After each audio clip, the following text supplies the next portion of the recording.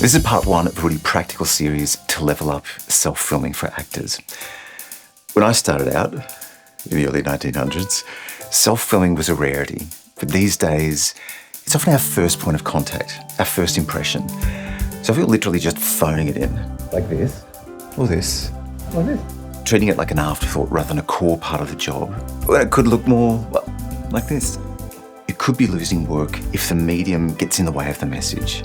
Yes, we'd love to think casting agents can look beyond limitations of the image or the sound and just focus on performance. But it all makes an impression, not just on our craft, but our commitment to the effort.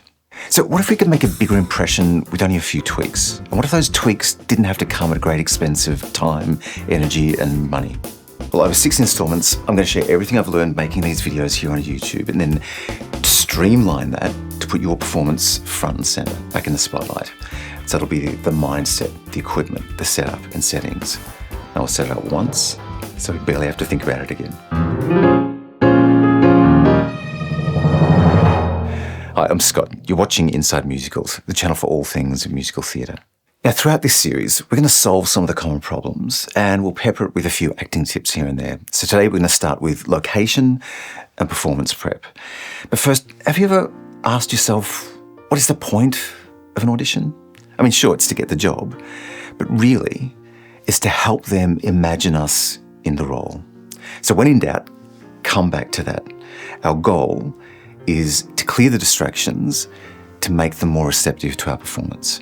And it's not about cinematic perfection, but since we're delivering video, we can take some cues from the language of film. But that must mean an expensive camera, I hear you say.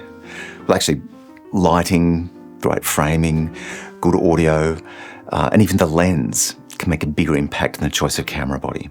So as we build our workflow, let these 3 mantras guide our choices.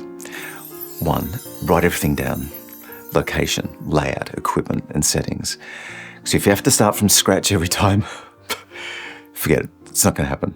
So similarly, number 2, keep your setup lean or keep as much of your setup set up. So you can focus your time and energy on the performance. And 3, don't rush out and buy stuff just because I mention it. Or do, I mean, what am I going to do? Stop you? It's your money. Take stock of what you already have, what's working for you, so you can identify the gaps and prioritize your spending. And where I can, I'll weigh up the pros and cons, because I'd do some things differently if I was starting over. Okay, location, our first building block.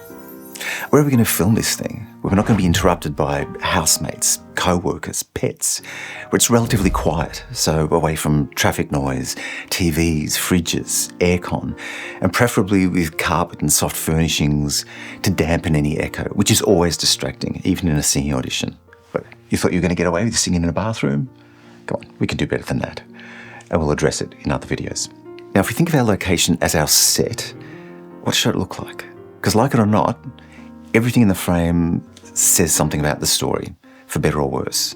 So unless there's a reason to set it in a kitchen or a bathroom or a bedroom, the ideal location is unobtrusive. Now, it doesn't have to be completely bare, as long as that background doesn't compete for attention.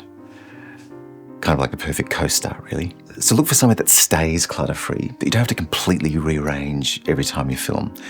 And remember, a darkened room hides a multitude of sins, as does background blur. And we'll cover that in lighting and cameras. Then ask yourself, does it give me room to move? Now, for most auditions, a mid-shot like this, say from the waist up, is ideal because it's good to balance between room to move and seeing detail. For some screen auditions, you might consider a close-up, since that's part of the language of film. But I would at least open with a wider establishing shot, first of all, to give your head context, and secondly, to reveal physicality or stature if that's going to be important for the role. And yes, you can edit multiple takes as long as it's seamless, but I probably wouldn't do it for a theatre audition. Now, if the scene's very physical, or if it's a dance audition, you might consider a wide shot to show you in full length. Okay, so now we know where we're filming and the size of our frame. How do we arrange ourselves in that space? Because one problem I often see is people placing themselves too close to the wall. It always reads as cramped, like some kind of claustrophobic interrogation, which is fine if you're auditioning for claustrophobic interrogation, but not much else. So instead of putting you against the wall and the camera in the middle of the room, try putting yourself in the middle of the room and the camera against the far wall. It just gives some breathing space and some separation between you and the background. Another mistake I see is filming with a window behind you, especially during the day. Most cameras can't handle that kind of contrast. Either the background looks great and you're in darkness, or you look great and the background's blown out, which is distracting either way. Instinctively, we notice areas of contrast, but all things being equal, our eye is drawn to the brightest part of an image. So in most cases, let that be you. Okay, with our location locked in, what performance choices can we make before we even set up our equipment? First up, are you going to sit or stand? Sitting is great to hold you in one place, especially in a close-up, but be aware that it can make you look a bit rigid in a wider shot. So whether you're going to lean forward, sit upright, or lounge back, commit to it. Just don't slump, because it always looks low energy. Oh, and make sure the chair doesn't squeak. Now, if you're going to stand, mark your position on the floor with some tape or some chalk. You'll be surprised how much you wander between takes, and you don't want to end up out of the frame or out of focus. If you are going to move, mark the limits of that movement. How about eye lines? Where are you looking? Now, if the role is a TV presenter or a newsreader, it might be right down the barrel. But for most narrative drama, it should be just to the side, about the same level as the lens. But don't turn too far, because if we lose the face, we lose the performance. Now, if there are multiple characters in the room, assign each one a spot on the wall or an object in the room so that your eye line's consistent. One question that often comes up, because it's a video, is whether I should do stage acting or screen acting, which is a slightly odd question. I think all truthful acting comes from the same place. But I hear what you're saying. I think there's a misconception that all stage acting must be big to reach the back of the room and that all film acting must be subtle. But in fact, some film acting is very big, especially in wider shots, and some stage acting can be very subtle. Yes, an element of screen acting is about learning to work with the camera and understanding, angles and framing. But I think the bigger determining factor is really the genre of the material. So is it drama, period drama, light comedy, a broad comedy, sci-fi? One difference, though, in film is that there is more room for the audience to infer meaning from stillness or doing very little. So you might want to find those moments. But bear in mind, sometimes that meaning is created by the camera movement, the editing, the sound design, and the music. So if it's not there in your one-shot performance, let the moment go. Okay, what do we do with the voice? Inside voice, outside voice, stage, screen. In most cases, the intensity of the voice should match the intensity of the scene or the proximity to the other character. So if it's an intimate scene and they're close by, deliver it like that.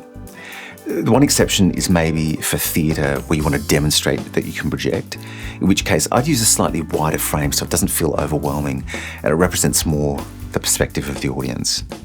Okay, here's a tricky one. Most of us know what to do with a monologue. What if it's dialogue? Do I need to bring in a reader? Do I just leave gaps? Now, ideally, you'd have a good reader. Ideally, they'd be a great actor to draw a good performance out of you. And if they can't be there in person, there's always Zoom, FaceTime, whatever your platform of choice, as long as there's no lag in the connection, and put their screen at the right level for your sightline. So reach out to your network of friends who are actors and agree to be on call for each other. Now, it doesn't matter if you can't record their voice or if it sounds like it's coming out of a computer. The important thing is that your performance holds up. And if you're both competing for the same role, when it's their turn, you can pretend the line's dropping out. I mean, that's what I'd do. Who said that? I'd be wrong. But if you don't have a reader, all is not lost. You'll just have to leave gaps. But you might want to rehearse the scene doing both parts so you can anticipate the rise and fall of the energy. And if it's a comedy that you're auditioning for, you might consider performing both parts in the one take. It could make for a delightfully nutty audition. And as you're preparing, keep in mind that if you've been given a script, so has everyone else. So what can you bring that's not on the page? Something surprising, something bold, that makes you stand out for all the right reasons. Now, it could be something internal that you can play, say an implied relationship with the other character, either a bias for or against them. It could be a surface level characterization like a mannerism or a tic, or it could be some kind of physical activity that's not specified in the script, but reveals character and gives you something to do as you punctuate the script. It could be as simple as brushing hair, putting on makeup, or rolling a cigarette. But whatever it is, make it purposeful. If it's distracting, it's working against you. Remember what I said at the top about helping the casting director imagine you in the role? Consider your appearance. How can you be the character? And this is not about the perfect costume or the perfect hairstyle, but you at least look like you're in the world of the character. Because I can tell you, unless you're auditioning for, I don't know, a chorus line or 42nd Street, track pants, rehearsal gear, not going to cut it. But that little bit of effort in your appearance signals that you're professional and that you care about details. Now, in the coming videos, we'll start setting up our equipment, so join me for that and be sure to check notifications so you know when they drop. If there's anything you'd like me to cover, please ask. And if you have any suggestions, any tips of your own, leave them in the comments. We'd all benefit from that. But for now, thank you so much for watching. I do love you. Now get out there. Be brilliant.